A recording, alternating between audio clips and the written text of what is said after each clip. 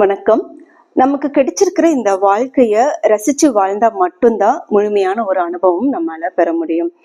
அதாவது எந்த ஒரு விஷயம் செய்யும் போதும் அத ரசனையோட செய்யணும்னு சொல்லுவாங்க இல்லையா? அந்த மாதிரி தான். நம்மோட குவாலிஃபிகேஷன், நம்ம ஜாப், ப்ரொஃபஷன் இது எதுலயுமே நம்ம கான்ட்ரடிக்ட் ஆகவே கூடாது. நமக்கான ஐடென்டிட்டி இதுதான் அப்படின்னு நம்ம அக்செப்ட் பண்ணிக்கணும். அப்பதான் எதையுமே ரசிச்சு செய்யணும் அப்படிங்கிற ஒரு மைண்ட் செட் வரும். இதுக்கு உதாரணமா ஒரு இன்சிடென்ட்ட உங்ககிட்ட ஷேர் பண்ணிக்கணும் அப்படின்னு நினைக்கிறேன்.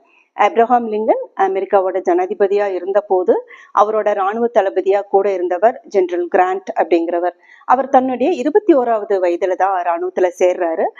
கொஞ்சம் வருஷம் ராணுவத்துல வேலை செஞ்சதுக்கு அப்புறம் திடீர்னு என்ன காரணத்தாலோ தெரியல அவர் ராணுவத்துல இருந்து வெளியேறி சொந்தமா ஏதாவது பிசினஸ் பண்ணணும் அப்படின்னு ரியல் எஸ்டேட், லெதர் ஃபேக்டரி இப்படி நிறைய பிசினஸ் வந்து ட்ரை பண்றாரு. பட் அவரால் எதுலேயுமே சக்சீட் ஆக முடியல. அதுக்கப்புறம் தன்னுடைய 39வது வயதுல அமெரிக்காவில் உள்நாட்டு போர் தொடங்குது.